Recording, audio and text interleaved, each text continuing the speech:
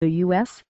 Army soldier charged with killing 16 Afghan civilians in a drunken rampage in March sat quietly in a military courtroom on Monday as prosecutors outlined their case, accusing him of two murderous forays from his barracks into nearby villages. Prosecutor Jay Morse said he would present evidence proving chilling premeditation on the part of Staff Sergeant Robert Bales, a decorated veteran of 4 combat tours in Iraq and Afghanistan who is accused of the mass killings. The shootings of mostly women and children in Afghanistan's Kandahar province marked the worst civilian slaughter by U.S. forces since the Vietnam War and eroded already strained U.S. Afghan ties after over a decade of conflict in the country.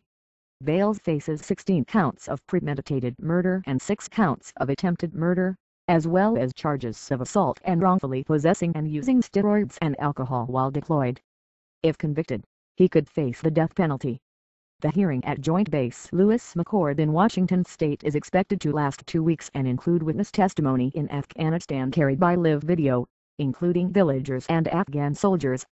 At the end, military commanders will decide whether there is sufficient evidence to refer the case for trial by court-martial. Bales, dressed in camouflage army fatigues, his head shaven, embraced his wife in court before the hearing began. He then sat silently watching the proceedings from the defense table as Morse summarized the prosecution's account of the events of March 11.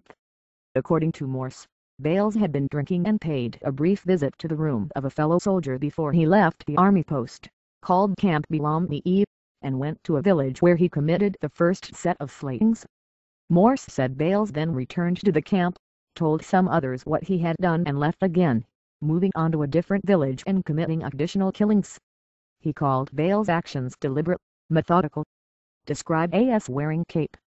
The prosecution then showed a video shot by night vision camera from a surveillance balloon over the camp, showing the figure they identified as Bales walking back to the post wearing what they described as a cape. He is seen being confronted by 3 soldiers, who order him to drop his weapons and take him into custody as he is heard saying, "Are you fucking kidding me?" Prosecutors said Bales had been armed with an M1 rifle, a pistol and a grenade launcher during the killings.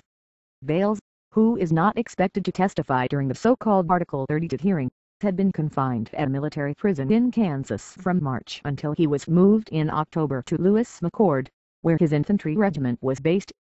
John Henry Brown, Bales' civilian lawyer, has suggested that Bales may not have acted alone and may be suffering from post-traumatic stress disorder. Brown told Reuters last month that he and an army prosecutor plan to question 5 to 15 Afghan villagers and military personnel as key witnesses from Kandahar airfield.